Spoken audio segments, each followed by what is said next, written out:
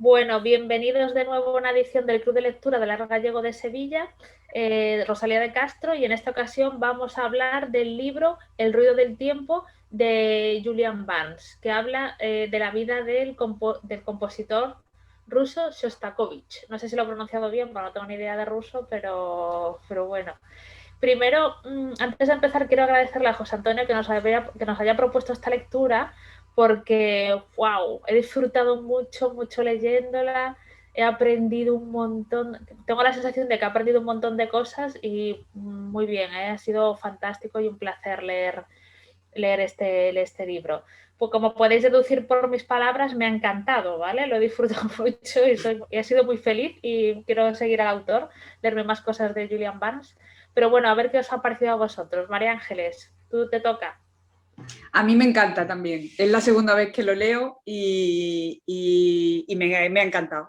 Casi la segunda me ha gustado todavía más que la primera, porque bueno, había detalles que había olvidado y que ahora he extraído, que en una primera lectura siempre vas como un poco más rápido y te quedas más como con lo más grueso, ¿no? Y muy bien, me gusta mucho. Es un libro, me parece que como tú dices, se aprende mucho y además arroja una visión muy completa, ¿no? De lo que era la vida de un músico, de cualquier intelectual o artista en la época de la Unión Soviética. Muy interesante. José Manuel, ¿tú qué opinas del libro? ¿Te ha gustado? ¿Lo has disfrutado? Me ha gustado mucho, sí, por supuesto. Y además, a mí la biografía me gusta mucho y cuando es de músicos todavía me gusta más. Y bueno, simplemente me deja dudas sobre la realidad absoluta de las circunstancias que expresa. ¿Entiendes? Es decir, tengamos en cuenta que es la Unión Soviética vista desde una perspectiva, entre comillas, inglesa, porque este señor es inglés. Entonces, hay ahí dudas simplemente, ¿no? Ya sabemos que la vida allí fue durísima, que la persecución fue terrible y que los gulags no eran una broma, que aquello era el pan nuestro de cada día y el KGB era una banda de auténticos profesionales, asesinos profesionales, vamos, y que cuando lo que se cultiva, como ocurría en Rusia, el culto a la personalidad, pues todos los que están alrededor van a ver quién es más, perdonad la expresión, hijo de puta que el propio líder, ¿no? Y terminan siendo muchas veces peores que los propios líderes, que ya de por sí no son ninguno beatos, ¿no? Sí, coincido contigo, es complicado. Pero es verdad que el punto de vista británico, no sé, no me ha resultado a mí imparcial Julian Barnes. Creo que no se moja mucho en. O sea, critica a Stalin, pero tampoco se ven barbaridades muy descriptivas, ¿no? Porque sabemos que se está llevando a gente y tal, pero no creo que sea demasiado duro con el régimen soviético. Simplemente plasma lo que sucedió y ya está, no sé. Pero bueno, un punto de Sí, vista. pero sí expresa magníficamente el miedo. Sí. Sí, es lo más Auténtico interesante del pánico. libro. Todo el mundo temblando que llamaran a la puerta, ¿eh? Hasta el extremo que este hombre se tira un montón de días sentado en la puerta de su casa, en El el rellano. rellano de la escalera, se tira allí un montón de días sentado con la maletita hecha con lo que se quería llevar, ¿no? Madre mía. Es muy Terrible. triste, es muy triste. Ese aspecto es muy triste. Yo veo una serie de cosas que no me encajan demasiado, ¿eh? Ese miedo cerval que tenía él, que seguro que era real, su, entre comillas, cobardía. Ahí sería, yo creo que el 99,9% de las personas seríamos cobardes en una situación de ese tipo. Él firma, dice, los artículos le llegan y le pone la firma porque él tiene mucho miedo. y en eso está basado todo su... Pero luego, sin embargo, a pesar de esa presión tan enorme que tiene, él crea unas obras musicales preciosas. O sea que ahí se ve un poco de... Evidentemente, él iba mucho más a la música contemporánea y mucha parte de lo que compone es de finales del romanticismo puro y duro, ¿no? Es decir, me imagino que a lo mejor, teniendo en cuenta el enorme éxito de Tchaikovsky, de toda esta gente del 19, de mitad a final del 19, pues eso era lo que quería Stalin que compusiera, ¿eh? Y bueno, pero la verdad es que compone obras preciosas, hasta las que hace en plan de reírse de los políticos y demás, pues le salen cosas muy bonitas, por lo menos a mí me gustan mucho, ¿no? Obras que yo no conocía, muchas de ellas, ¿no? Es maravilloso. Teresa, ¿y tú qué opinas? ¿Que te gustó el libro? ¿Cómo lo ves? Sí, a mí el libro me gustó, a mí me gusta mucho, hablando del contenido, ¿no? La temática esa me gusta y como dice José Manuel, que bueno, aquí está descrito desde la perspectiva inglesa, pues el libro Correr estaba descrito desde la perspectiva francesa, ¿no? Pero está el ambiente escrito prácticamente de la misma manera, o sea que está súper bien descrito el tema del miedo, la opresión y todo eso, que en la Checoslovaquia de antes, igual que aquí en la Rusia de esa época, pues está descrito prácticamente de la misma manera. Pero tengo que confesar que como lo he dejado para el último momento, con el viaje a Praga y todo eso, en algunos momentos sí que me agobié, porque por el tema lingüístico se me hacía un poquito intenso. Como no había diálogos ni nada, está escrito como desde el punto de vista del narrador y eso, pues, y he tenido que buscar muchas palabras esta vez también. Y aparte como he terminado hoy el libro, o sea que pensaba que no iba a llegar. Así que me he agobiado un poquito por ese tema, pero me ha gustado. Muy bien. José Antonio, venga, que tú eres el recomendador, ¿qué te parece el libro? ¿Cómo lo viviste? ¿Lo has vuelto a leer o no has tenido tiempo? Sí, yo lo he vuelto a leer.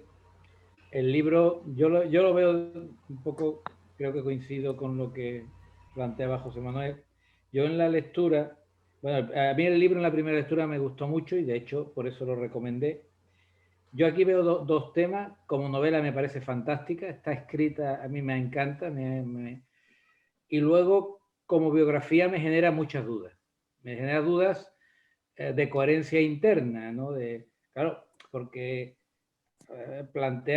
daros cuenta que hablamos de la figura más condecorada por la Unión Soviética.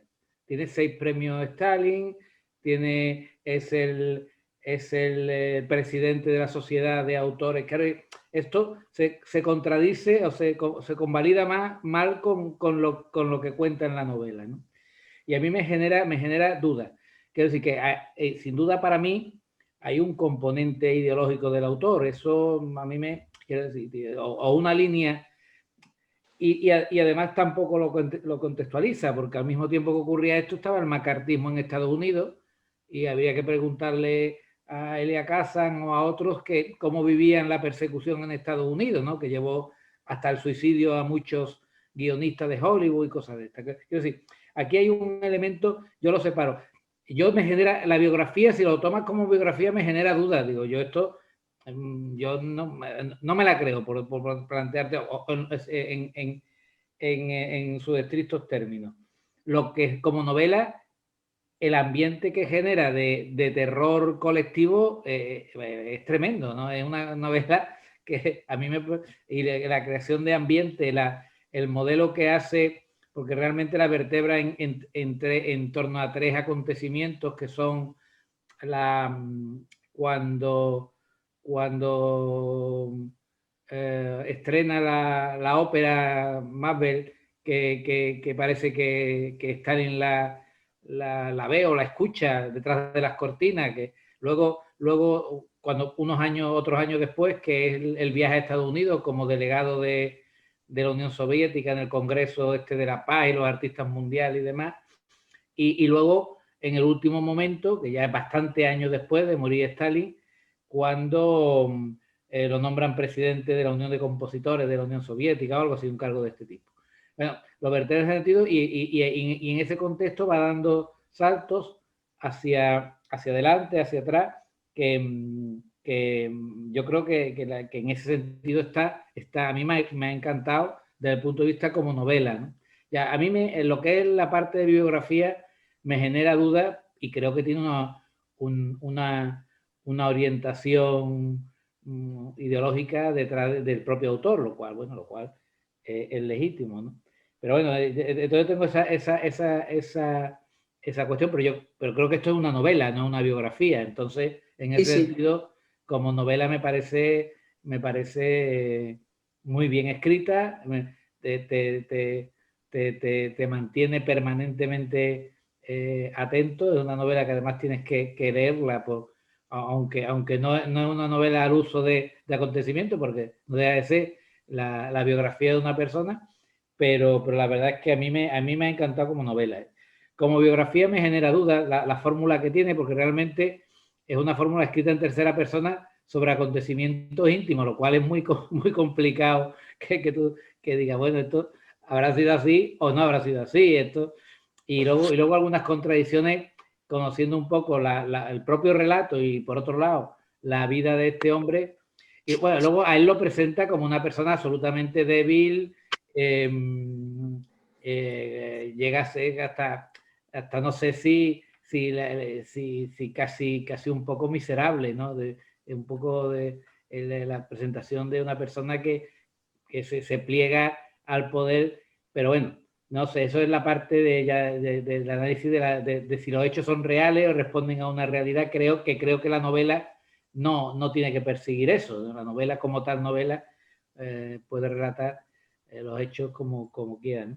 Pero bueno, esta es un poco la doble vertiente. Es verdad que en la segunda lectura yo he visto más esta segunda vertiente que en la primera.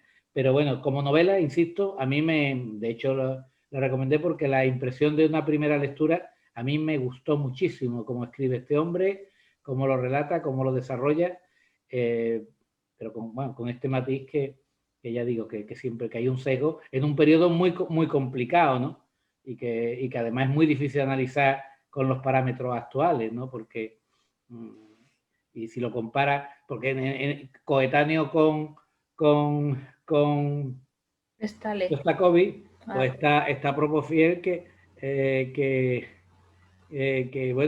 tiene un relato un poco distinto, es decir, que vive y vuelve a la URSS en el año 36, quiero decir, que también tiene otra historia diferente, que estuvo viviendo en Estados Unidos, estuvo viviendo en Francia, estuvo viviendo en Alemania y termina volviendo a la Unión Soviética de manera voluntaria. Entonces, bueno, contradice algunas cuestiones. Los tres, Khachaturian, Shostakovich y Prokofiev, sí. Los tres fueron en el mismo proceso de acusado de, no sé si se llamaba de formalismo o de, bueno, sería por decirlo de una manera, de cierto aburguesamiento, creo que sería un poco el delito que se le adjudicaba. Los tres fueron, ¿no? Y bueno, y es verdad que los tres hicieron algún proceso como de arrepentimiento, o decir que se habían equivocado y de rectificación, lo que ocurre en estos regímenes, ¿no? Pero en general, a mí, ya te insisto, la novela me ha gustado mucho, con el matiz que como biografía me genera dudas. Yo no sé si responde a la realidad, lo cual tampoco es necesario que una novela responda a la realidad, ¿no? Pero bueno. No sé, a ver, yo cuando leí el libro, tengo la sensación, no lo recuerdo ahora, pero en la nota del autor creo que él habla directamente, que es una novela, sí. ¿no? Como habla, dice, sí, ficción, ¿no? Lo estaba mirando ahora, pero no lo encontré, pero habla... No, sobre todo habla de la dificultad que ha tenido para acreditar ciertas cosas que, claro, las ha aficionado, reconoce que las cosas más íntimas, sobre todo, ¿no? Sí, es verdad. Entonces, por eso, pero hay un tema que hablábamos antes, que creo que está muy bien construido, que es el tema del miedo, ¿no? Del terror a lo político. Yo lo que más me ha llamado la atención consigue crear un ambiente que tú mismo, lo decía antes José Manuel, está ahí en la escalera simplemente porque esperaba que fueran a detenerlo o incluso a otra cosa. y para que los vecinos para evitar un poco, pues estaba en la escalera esperando esa llegada, ¿no? Eso, tan solo ese relato, Wow. de ser cierto, te genera un ambiente de terror, no de miedo ya, sino de terror, ¿no? Pero bueno, la verdad es que... Y luego, bueno, luego tal, que tampoco sé si es cierto, ¿no? Hombre, lo describe como una persona, hombre, no lo deja bien, ¿eh? Una persona tímida, neurótica, inestable. Yo es que lo veo muy artista, ¿eh? A lo mejor me tengo que ver por segunda vez, pero yo digo, este tío es un artista, se quería suicidar, él quería componer, no se quería meter en embrollos. Yo no lo veo que lo deje mal, simplemente se quería dedicar a su arte y ahora estaba atormentado porque le mandaban directrices cuando él realmente a lo mejor quería componer ópera, ¿no? Parece que casi que le cortaron las alas para componer ópera, ¿no? Y se tuvo que dedicar a otras cosas. Y lo veo como un artista atormentado porque está en el sitio donde no debe estar, adelantaba su tiempo, quizá, tal vez, ¿no? O incluso con las composiciones que hace. En algunos sitios que he estado viendo cosas sobre él, hablan que se perdió un gran compositor de óperas. Parece ser que tenía una cualidad innata para la ópera. La tenía para todos los aspectos musicales, porque tiene obras contemporáneas, tiene, por ejemplo, esas sinfonías que son las que compone en parte de la más primera época, en la cual son más disonantes y son más contemporáneas, y la verdad es que cuando las escuchas unas pocas veces le empiezas a encontrar muchísimo gusto, ¿no? Pero luego la mayor parte de su obra es verdad que la tiene que componer un poco, no al dictado, pero sí con unas normas que le marcaban. Y eso sí lo he visto en sitios que lo comentan, o sea, no ya como la parte novelada que vemos aquí, sino como realidad, ¿no? Y yo creo que su miedo también deriva un poco de cómo le cambia la vida. Tened en cuenta que él tiene un golpetazo. Él estrena el Macbeth, el Macbeth se representa en toda Europa con un éxito enorme, en Estados Unidos, y cuando lo representa allí tiene mucho éxito también. Y el puñetero día que va el Stalin escondidito detrás de la cortina, pues resulta que le cortan todos los hilos que componían su concepto de futuro. Y yo creo que eso es un golpe tan fuerte, que en un primer momento incluso no se lo cree. Y él se marcha, sigue haciendo giras, etcétera, etcétera. Pero cuando ya le tiran de la levita, pues evidentemente ya dice, no, esto va en serio. Y bueno, y luego está muy bien expresado lo que son la prensa oficial, al servicio de cualquier régimen, pero eso no solo en Rusia, eso es en todas las partes del mundo, haya democracia o no haya democracia. La prensa, lamentablemente, en la mayor parte está adscrita a intereses políticos de unos y otros, que son los que al final terminan, no lo de los propios políticos, sino de los que le interesa la política de esos políticos. Y entonces, por suerte tenemos pensamiento crítico, espero, para poder entender la prensa, porque está muy, muy politizada toda la prensa hoy en día, es una locura. Bueno, siempre lo ha estado, ¿no? Pero a mí, hablando de la prensa, a mí me hace mucha gracia los nombres, ¿no?, de los periódicos, que Pravda significa verdad. En el libro de Correr, lo que hablábamos de Zatopek, el diario era Svobodné slovo, que significa palabra libre. Y al final son como paradojas de las contradicciones, ¿no? Régimen y de esta, no sé, me parece gracioso. Pero eso no vaya a ir muy lejos. Aquí se llama libertad digital. Claro. exacto. Es que los medios de comunicación tienen un peligro, ¿sabes? Los nombres, sí. Oye, Hombre, y a mí... hay una... No, sigue, Sandra. Perdón. No, iba a preguntaros por la...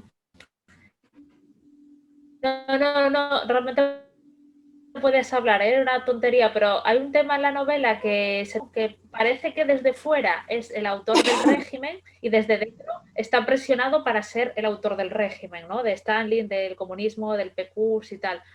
¿Cómo lo veis vosotros? ¿Creéis que él vivió toda la vida de Stalin?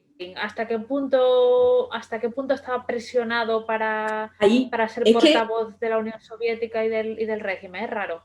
Es que a mí es verdad lo que decís, que está hecho desde el punto de vista occidental, eso lo sabe uno cuando empieza a leer la novela, pero de todas maneras va dejando ahí un resquicio durante toda la novela en la que uno va diciendo, vale, te presionaron mucho pero aguantaste toda la vida. Al final relata como siempre tuvo sirvientes, siempre tuvo coches, Eso en la Unión Soviética era un privilegio enorme.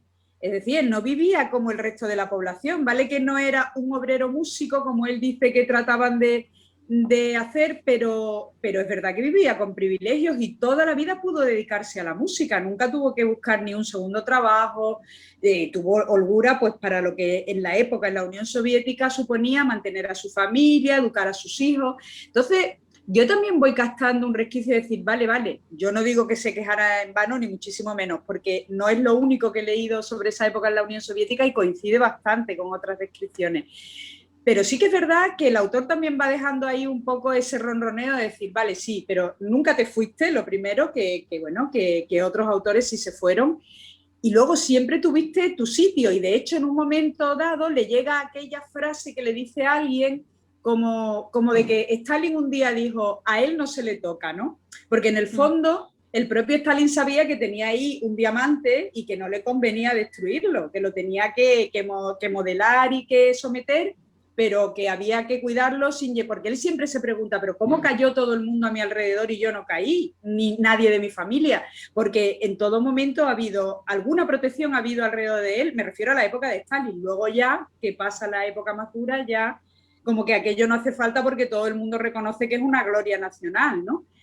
Pero yo creo que la novela va dejando caer que ahí existe, y que existe una doblez espiritual en él, ¿no? Que es como vosotros decís, muy tibio, un hombre muy depresivo, luego le cuesta muchísimo aquello de afiliarse al partido ya en el año 60, que nunca, pero no tiene las narices porque podía no haberse, es que nada le hubiera pasado ya a esas alturas de su vida si Sostakovich dice no me afilio al partido, ¿quién le iba a tocar un pelo ya? Pero se afilia. O sea, él mismo se mueve ahí entre dos aguas un poco, y lo deja caer, ¿eh? Yo creo que el autor eso lo deja caer, ¿no? Aparte que a mí es que me encanta también como novela los tres tiempos que plantea y cómo lo narra, ¿no? Lo narra súper bien, ¿no? Pero eso yo sí creo que va dejando caer ahí una cierta, bueno, pues su responsabilidad en lo que su propia vida ha supuesto, ¿no? Para eso me refiero a la contradicción, es decir, él tendría, cuando se veía más en esa época de, llamémosle, de terror o de supervivencia, parece lógico que se hubiera afiliado al Partido Comunista, pero claro, ya cuando eres un autor intocable, cuando ya tienes todo el prestigio, cuando además tienes 60 y tantos años, es cuando te afilias al Partido Comunista. Y bueno, hombre, aquí hay un componente de miedo, pero hay más cosas, hay más cosas. Claro, pero toda su tristeza, fijaos bien, toda su tristeza en general, que trasciende en la novela todo el tiempo, yo creo que proviene de él no está a gusto consigo mismo. Él se considera un miserable. Él se considera un miserable que se pliega al poder, que no tiene narices para enfrentarse. Piensa en el suicidio, pero no es capaz de suicidarse. Piensa en irse fuera, pero se siente vigilado y tampoco se atreve a marcharse, ni quiere marcharse, además. Él no quiere marcharse en ningún momento. Pero desde el punto de vista de arte, el artista en este puede achacarle sus problemas de desarrollo, incluso de éxito y de todo, al poder. Pero esto en Occidente y en nuestro entorno, También habrá artistas que se ven obligados a componer la Macarena para sobrevivir, en cambio, que si eso también puede ocurrir y se puede sentir mal porque el mercado le obliga a dedicarse a una cosa comercial cuando claro, eso es seguro claro. que nos pasa también en nuestro entorno, quiero decir. Pero distinto, Ya, distinto, la falta de libertad ahí es distinta. En el caso de este hombre hay una imposición muy fuerte porque él es un hombre brillante, brillante desde el punto de vista artístico. Y Stalin y luego más todavía Khrushchev lo utilizan. Es un estandarte que quieren exponer ahí continuamente. Cuando él decía... Hola, Manuela. Hola, Manuela. Hola. Cuando él decía algo en el Pravda, que según dice la novela, ni lo leía ni nada, lo firmaba y fuera, pues todo el mundo leía lo que él decía y eso era palabra de Dios un poco, ¿me entiendes? Y lo que se estaba volcando ahí era la doctrina del partido única y exclusivamente. A mí aquí también me surge otra cuestión que, bueno, que posiblemente por puro desconocimiento de cultura musical, es decir, porque yo entiendo que alguien que hace un texto lo entiendo fácilmente, alguien que incluso compone una canción con letra, pero ¿cómo es una composición musical es antisoviética? Es que no termino yo de esos conceptos de que una sinfonía, esto es complicado, porque digo, bueno, ¿por qué una sinfonía? Porque ahí no hay... Pero no eso hay lo un entiendes texto. cuando hablan de Picasso. Son los estilos. Sí, yo lo entiendes muy bien en el libro cuando se refieren a Picasso. El arte abstracto también claro, es formalista y también es burgués. Claro. Es la forma de...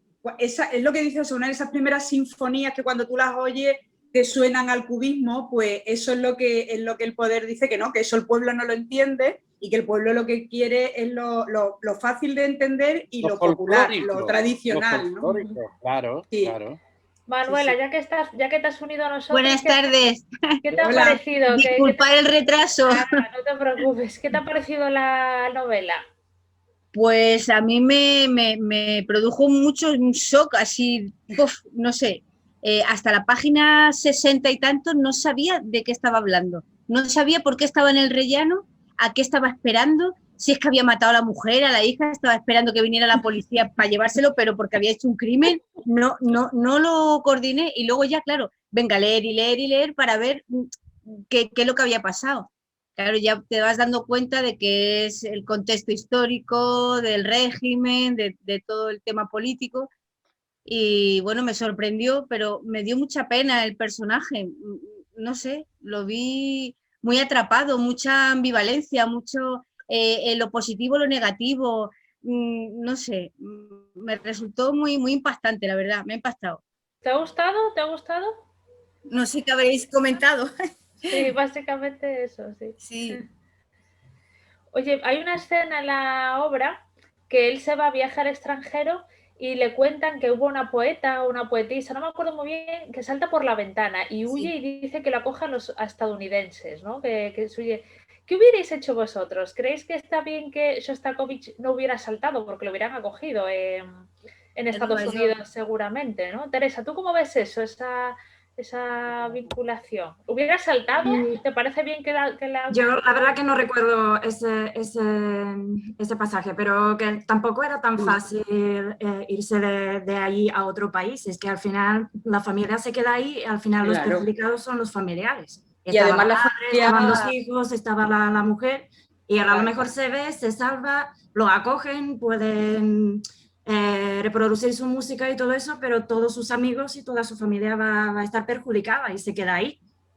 Van a comer lo más grande por él. Claro. Eso era un grupo de personas que le gritaban en la puerta del hotel: salta, Shostakovich, no sé qué, quédate. Sí, claro, pero él dejaba detrás... Es que esa era la garantía muchas veces que tenían de que no escaparan, ¿no? Que... De hecho, no les permitían normalmente desplazarse con la familia para evitar eso, que la familia entera pidiera asilo, ¿no? Que... Hay una parte de la novela que lo expresa estupendamente cuando habla de los comunistas occidentales. Dice, qué fácil es para Sartre, para todos estos, ser comunista. Dice, y cuando vienen aquí los agasajan, qué bien vivimos aquí. Pero lo que ellos no saben es el trasfondo que hay en todo este asunto, ¿no? Y hoy a mí hoy me interesaría mucho escuchar a Teresa, que aunque es muy joven, pero sí que sabe mucho de la historia de su país, porque me imagino que tus padres, tus abuelos, pues te habrán contado muchas cosas de la realidad de la ocupación y durante el régimen comunista, ¿no? Porque el régimen se repetía en los diversos países satélites. Bueno, en mi país estuvo más de 40 años, ahí desde el 48 hasta la Revolución de Terciopelo hasta el 89.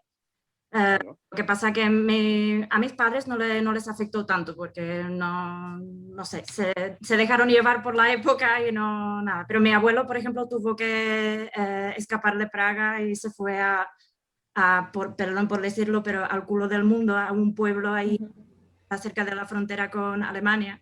Y mi abuela sigue ahí hasta hoy en día y siempre vamos de vacaciones ahí, pero tuvo que escaparse de los comunistas porque él sí que era como un poco que no se callaba, que decía lo que pensaba y al final pues se tuvieron que mudar todos y escapar de Praga. Pero a mi familia en particular no la afectó la época de comunismo.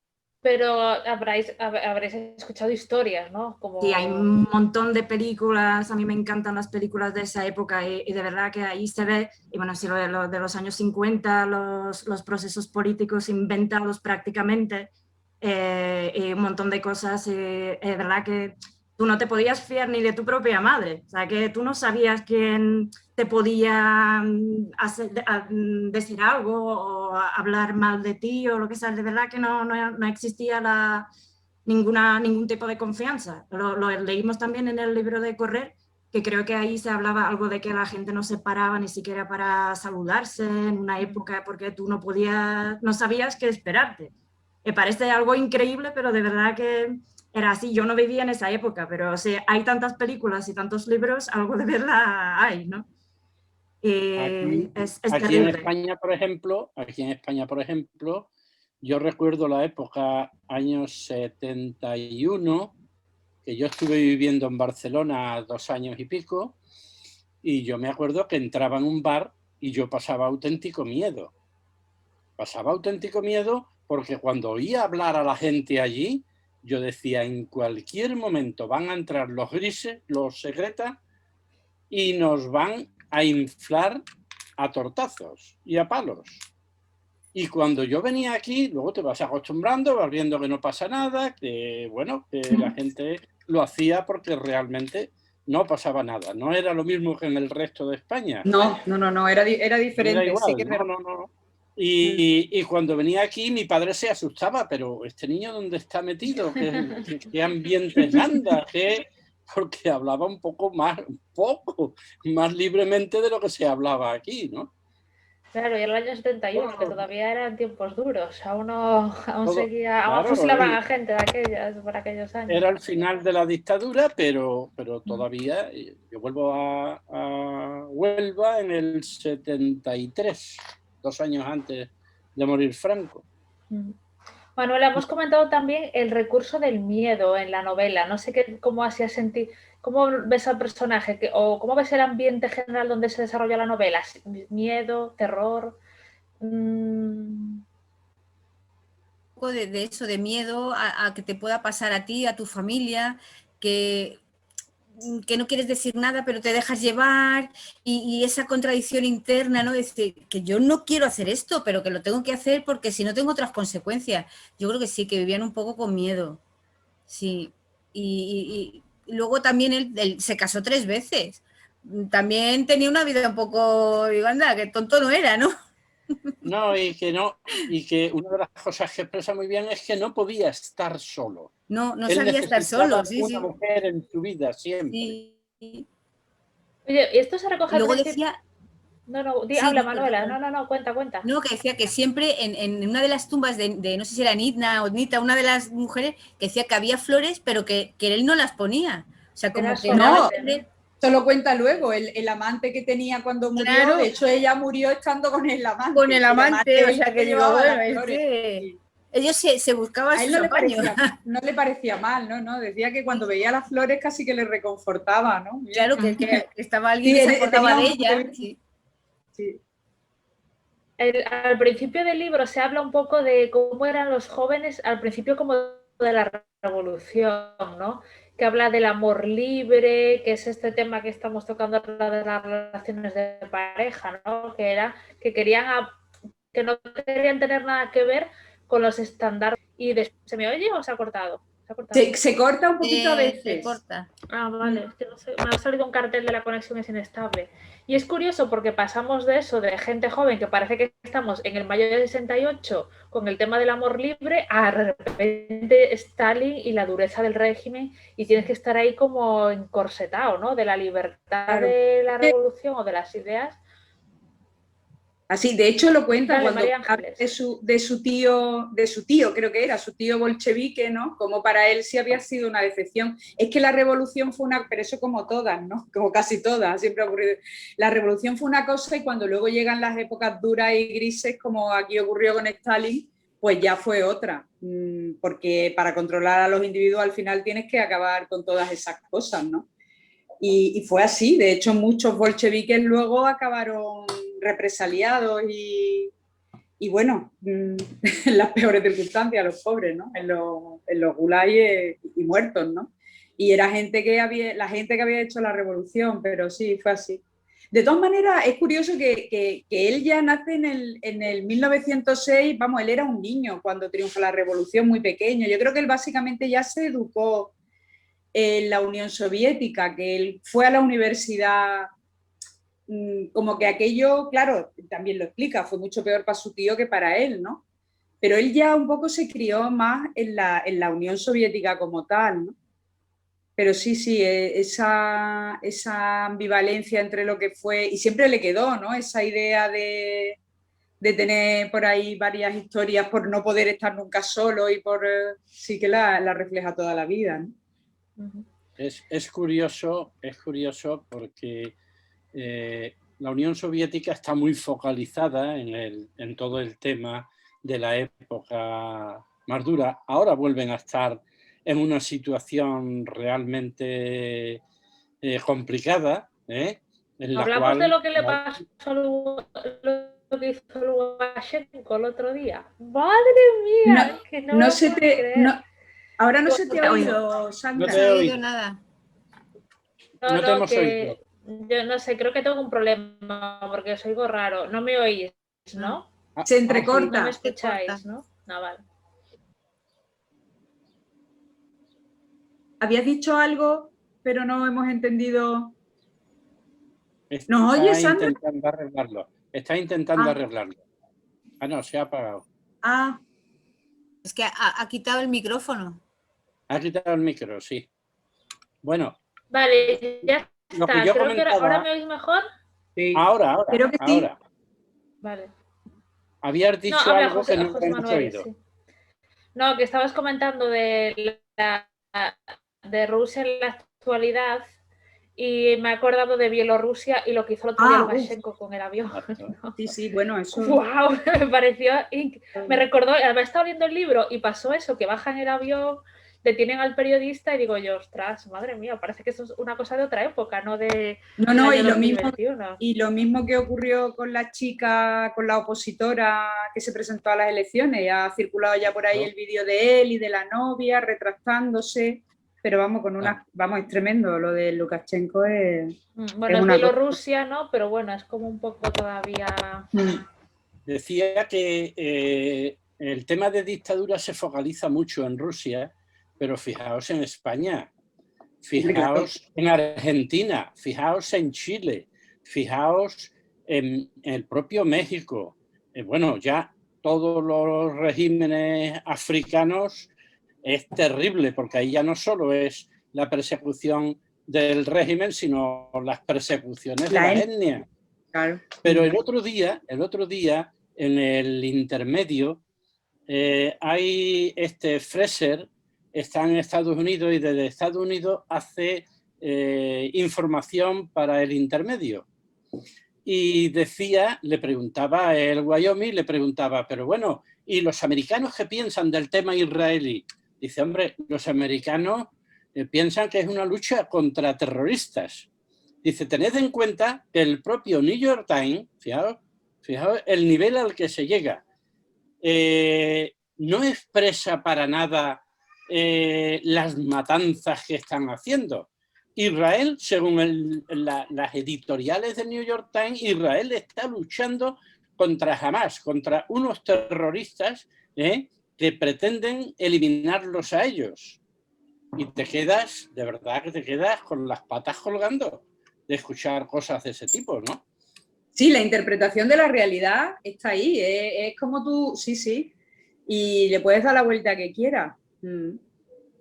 Cuando todo el conflicto empezó porque estaban desalojando palestinos de sus casas en un área de Jerusalén, fue lo primero que ocurrió, para ocuparlas. Nuestra generación, nosotros moriremos y el conflicto palestino-israelí seguirá sobre la mesa. No hay solución, es imposible. Estoy segura, convencida de que nunca tendrá solución. Oye, es que uno es traidor. Si uno habla bien del otro, es traidor. A partir entre los suyos. A partir de ahí, fijaos las dificultades que tiene un músico como el argentino, ¿cómo se llama? Barenboim, ¿no? Barenboim. Fijaos la obra que ha hecho tan bonita, tan proyectable. Y no lo quieren ni uno ni otro. No, claro. De hecho, está sentada aquí en España, ¿no? La fundación. La fundación está aquí en España. En Andalucía, en un pueblo de aquí de Huelva. Bueno, de hecho, Leslie Jordan, la que colabora con Rubén, trabaja en la fundación. Se me ha ido el sonido otra vez, ¿no? Joder. No, ahora vale, te escuchamos. Sí, perdón. Es que ahora bien. Que Leslie Jordan, la que toca con Rubén, creo que está trabajando en algo relacionado con la Fundación Barenboim, ¿no? Enseñándole violín a los niños, o me suena que me lo comentó una vez, creo que tiene algo que ver con ellos. Para seguir con el tema del libro, ¿con qué escena os quedaríais, ¿vale? Que os parece, que os llame la atención, que digáis, wow, esta descripción me encanta. Por ejemplo, a mí me gusta la escena en la que narra cómo en un edificio de vecinos van desapareciendo todos cada noche, hasta que al final solamente queda uno en el edificio.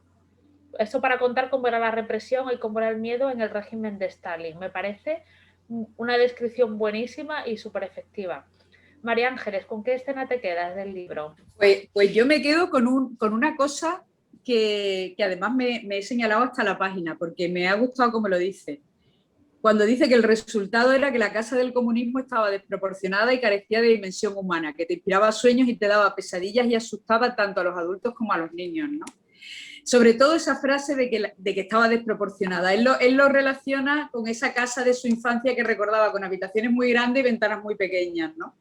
Y parece que como que sintetiza al menos toda la época madura, y yo creo que en general, ¿no? Como ese proyecto al final fue desproporcionado, ¿no? Para algunas cosas ofertaba mucho, pero arrojaba muy poca luz. Me gusta mucho cómo describe eso, aparte de un montón de pasajes. A mí, la parte que más me gusta, aparte de esa frase que me parece muy interesante, es la primera parte, cómo describe a ese hombre en el descansillo para evitar que su familia lo viera sacarlo de su casa y la vergüenza de que lo sacaran en pijama, ¿no? Y además, así también un poco él conseguía exorcizar su propio miedo, porque decía, bueno, si me cogen en el descansillo y me llevan rápido, a lo mejor no tocan a mi mujer y a mi niña, ¿no? Eso lo describe, fuera verdad, sea una exageración, o sea, como sea, desde el punto de vista novelístico lo describe magistralmente. Teresa. A mí me ha hecho mucha gracia el pasaje donde él hace de árbitro. Ahí cuando se desahoga le dice a todo el mundo, ahora vais a escuchar vosotros mis órdenes. A mí me he estado riendo yo. Ese pasaje me ha gustado, pero como en plan anécdota, Y después me gusta al final cuando se le describe como ya con los tics nerviosos y cuando ya se mueve un montón, que no sabe qué hacer, que ya está como afectado de tanto sentirse cobarde, que ya no puede más y que ya se le ve por todas partes. Ya no es enfermo solamente de salud, sino de mentalidad, ¿no? También, que ya le molesta un poquito todo. Y me gusta lo que ponen ahí, me lo he apuntado aquí también en alguna parte, que no sé cómo era, pero como él, yo creo que de alguna manera él piensa que existe la posibilidad, algún tipo de esperanza en que la gente realmente, bueno, si es que pongamos que es verdad lo que dice el autor, ¿no? Como que él de verdad que se piensa cobarde y que se odia por haber colaborado con el régimen y tal. Y me parece que a veces él piensa o confía en que el público confíe en que no ha dicho o no ha afirmado todo lo que ha afirmado. Como, no sé si me estoy explicando. Sí, sí, sí. De alguna manera ve esperanza en la desesperación, ¿no? Como él está desesperado por cómo se ha portado de su cobardía y todo eso, pero de alguna manera se fía en que el pueblo o el público sepa que de verdad no ha sido tan cobarde como él mismo piensa que fue. No sé si me he explicado o no. Sí, sí, sí, sí. Perfecto. Sí, sí, sí. Algo de que había una frase como de la boca, que no te fíes de lo que sale de mi boca, solo de lo que entra en tus oídos. Y ahí creo que ahí él ve la esperanza en que la gente de verdad que no se crea que él es una mala persona, un colaborador y un partidario del Partido Comunista, ¿no? Me he liado un poquito, pero creo que me ha... No, lo has dicho bien y José Manuel, ¿tu escena favorita? Pues mira, una escena que... ¿Con qué te quedas? ¿Qué es lo que te ha llamado la atención? Sí, a mí me llamó la atención cuando él va en el coche, cuando ya le ponen el coche y demás, y ya se acostumbra a ir siempre en el coche con el chofer, que además a mí me da la impresión de que le hacen eso para tenerlo totalmente controlado, para saber sus movimientos continuamente, pero como él va viendo a la gente en la calle y ve niños y ve personas y empieza a pensar lo que pensarán estas personas, ¿no? De que es un potentado, de que es un privilegiado, que es... Y como él no se siente para nada de esa forma, pues le genera un rechazo personal, claro. Pues Antonio, ¿y tú? Yo, bueno, ya que hace que lo pregunta, yo hay un pasaje menor en la novela, pero que creo que consigue el autor reflejar el ambiente que creo que quiere reflejar en la novela, ¿no? Que ese pasaje, no sé si lo recordáis, que cuando el hijo, que tiene 10 años, tiene que denigrar la música de su padre en un examen, en una prueba en el colegio, no sé si... Eso tú lo planteas... resulta duro, ¿no? Extremadamente. Muy trágico, sí. ¿Y tú, Manuela, con qué te quedas? ¿Escena o qué momento de la historia? Pues en general ha sido muy denso el libro y muy profundo, me ha parecido a mí, no es mi percepción. Pero yo le noté cuando dice que solamente llora 2 veces, ¿no? En su vida. Una cuando se muere Nina y otra cuando se afilia al partido. Que lo dejo ahí. Y luego, cuando le dicen también que se tire por el balcón cuando está en Nueva York, que dice que envidia, es que lo apunté, dice, la muerte de su amigo Salomón, cuando se muere, dice, le envidio porque la muerte era preferible a un terror interminable. O sea, es que no me acuerdo si el amigo se suicida o el amigo se muere porque se muere de enfermedad, no lo recuerdo. Pero esa frase también me impactó mucho, ¿no? Que es mejor Yo morir. creo que el amigo se lo cargan, ¿no? Es que no me acuerdo. Era un amigo suyo que se muere, pero no sé si es que se muere o que lo matan, no lo puedo poner en pie. Lo mueren. Yo creo que lo mueren, sí. Lo mueren. Creo que es uno de los que cae cuando su tutor, al principio, que no recuerdo el nombre, fue depurado y a él lo habían convocado a la gran casa, pero al final, del sábado al lunes, desaparece el interrogador y él se salva y, bueno, por aquello por lo que empieza a quedarse en el descansillo de la escalera. Yo creo que fue en esa época, ¿no? Ese amigo. Bueno, y vamos a puntuar, ¿vale? Ya ha llegado el momento más maravilloso del club de lectura.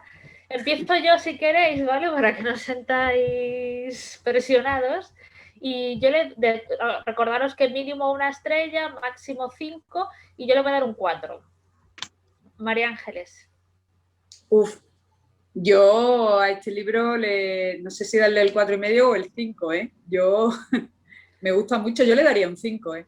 Bueno, Va a ser el primero. que viene Vargas Llosa el mes que viene, ¿vale? Ya, pero a mí este libro me gusta mucho, ¿eh? Venga. La primera novela de Vargas Llosa. La primera, Esta fue su primera novela. Estoy deseando leerla. Teresa, ¿cuánto le das? Yo un 4 también. Un 4. ¿Gil? Yo llego al 4,5, sí. Vale, José Antonio. 4,5. ¿Y Manuela? Yo un 4. Pues estamos en 4,5, ¿vale? Más o menos de media, 4,5 por mayoría aproximadamente, nos quedamos en el 4,5. Y bueno, recordamos, José Manuel, que la siguiente novela, y ya es la última como entre comillas de esta temporada, es La ciudad y los perros, ¿no? De Mario Vargas Llosa, premio Nobel. Y bueno, no sé, tengo mucho interés en leerla, estoy muy contenta también. Y me parece un broche chulísimo acabar con un premio Nobel, ¿no? Y aparte un premio Nobel vivo que todavía podemos disfrutar y tener en mente. Entonces, y ver en las revistas.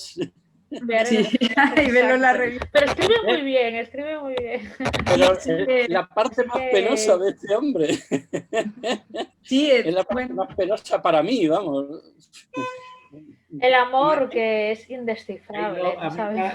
Está entrando en esa fase y hay otro autor que para mí escribe magnífico y que hay que separarlo cuando lo lees de su vida personal y de su personalidad, que era Cela, ¿no? Cela era un tipo despreciable, pero en cambio escribía, te dice, bueno, ¿cómo puede escribir de esta manera? Que hay que separar a veces.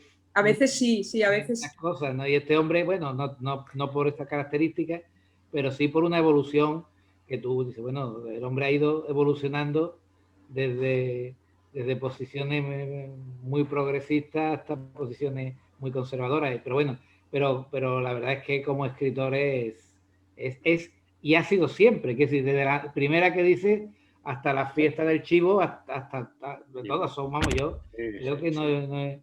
Y además todavía, yo no sé si habéis leído la última, no es del corte de la fiesta del chivo, no es igual, ¿eh? La fiesta del chivo es mejor novela, pero sigue escribiendo, para mi gusto tiene novelas un poquito menores, ¿no? Pero es que todavía el hombre es capaz de meterse a saco a investigar y a documentar novelas de un calibre que, bueno, muy importante, vamos. A mí sí, yo creo que aquí hay que ceñirse a lo literario porque es muy bueno, escribe fenomenalmente. En los artículos periodísticos estás leyendo algo que no coincide nada con lo que pero dice, y estás disfrutando, es verdad. Sí, es verdad. De todas formas, es cierto que en el arte hay que separar siempre la persona del hecho artístico, porque si no, empieza uno a no llegar a comprender la parte artística. No es que un ser despreciable pues haya que admirarlo porque ha hecho cosas muy buenas. Lo que hay es que despreciar a lo mejor al personaje, pero su obra tiene un valor muy importante, ¿no? Me acuerdo ahora, por ejemplo, desde el punto de vista musical de Richard Strauss. Richard Strauss, ministro de Cultura de Hitler, y tiene unas obras musicales maravillosas. Bueno, pues como ministro de Cultura de Hitler, la verdad es que como mínimo es para darle cosquillas permanentes, pero como músico fue fantástico, ¿no? Y entonces, esto que ahora mismo hay un debate muy grande entre ¿hay que o no hay que? Pues Pues yo creo que hay que separarlos y coger la parte positiva, la parte que sea buena, ¿no? Sí, Totalmente de acuerdo, sí. Y aparte que, bueno, creo que Mario Vargas Llosa nos va a aportar felicidad también en este mes de lectura. Así Sí, que sí. no sé cuándo es la fecha del próximo día, creo que es el 20 y pico de junio, ¿no, Teresa? El 24. Este Jueves libro- 24. 24 de ¿eh? junio, Este 24 libro de es junio y leemos La ciudad y los perros de Mario Vargas Llosa y seguimos en versión Zoom, ¿vale? Porque, bueno, pues el 24 de junio seguimos teleconferenciándonos. Muy bien. perfecto. Muy bien. Pues Bueno, perfecto. pues un placer como siempre y he disfrutado mucho la Igualmente. lectura. Gracias por Muchas la gracias, recomendación. Sandra. Venga, Muy chao. bien. Ay, Hasta Gracias. luego.